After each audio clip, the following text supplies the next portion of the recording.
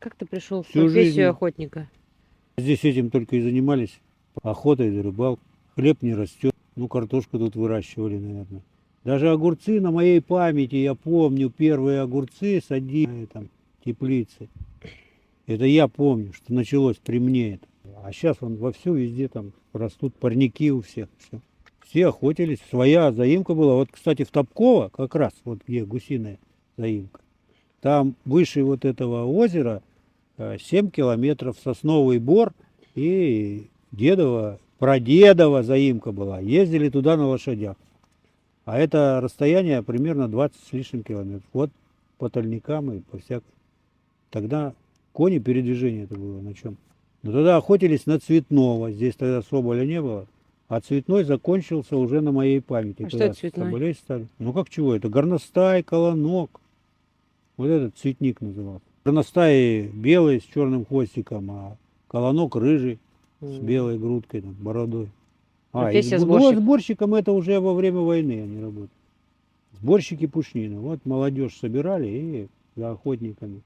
А охотники, чтобы шмутки не тащить, там жратву притащат, они возьмут, ну, договариваются, на какое число приходят сборщики, в каком месте будут встречаться. Лыжни-то отстают Это зимой было, правильно? зимой, да. И сборщик идет пешком. Ну, Да? идет, тащит Сколько 70 километражей? килограмм примерно. Ну, а ходили, вон и на бока матушка ходила, и это напрямую, сколько там, километров 70, наверное, и больше. Стан считался от 5 до 9 километров, то есть переход. И вот мужики соберутся по-быстрому, примерно вот ждут, возьмут один стан, сделают вперед. Вот девки идут, костер еще теплый, а идти еще 5 километров. Вот батюшка говорит, ночью лежим, вот смотрим, когда утро будет у костра, когда ковшик перевернется, большая медведица, она же вокруг полярной звезды. И вот она, получается, что к утру она переворачивается и вот выливает. Все, утро. Посмотрели, значит, утро еще уже скоро будет. Когда ты первый раз на охоту попал?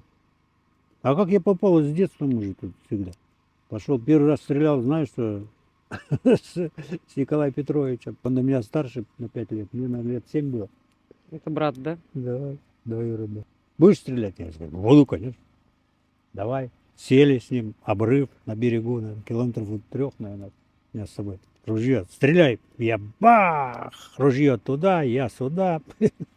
Ха-ха-ха, блин. А как ты уже в промысел попал, как в советское время? Ну, это мне сколько, 16 лет было, наверное. Начали охотиться, и плашки ставили, и пасти ставили, чего только не делали. Мы когда сюда из Дудинки приехали уже обратно, ружье у меня было. 16-й калибр, одностволка. Классное ружьишко такое было. Потом армия. А потом? А потом уже началась настоящая охотничья жизнь. Начинали еще своим ходом, с нартой. 2 года, да, ходили. Нет, 3 даже, 3 года. А потом уже и на вертолете летали. В основное время госпромхода это на вертолете летали. Далеко. Мы и на Тазу охотились, и на Тынипе. Школьное время было советское. Чего вы добывались? Скажи, вот какие у вас были нормы на охотника? Норма 1200 план пушнины, 2,5 тонны рыбы, 50 килограмм орехов, 50 килограмм ягоды, а вот грибов не помню, по-моему, тоже 50. И лектехсырье, вот не помню, или 12, или 20. Это что такое?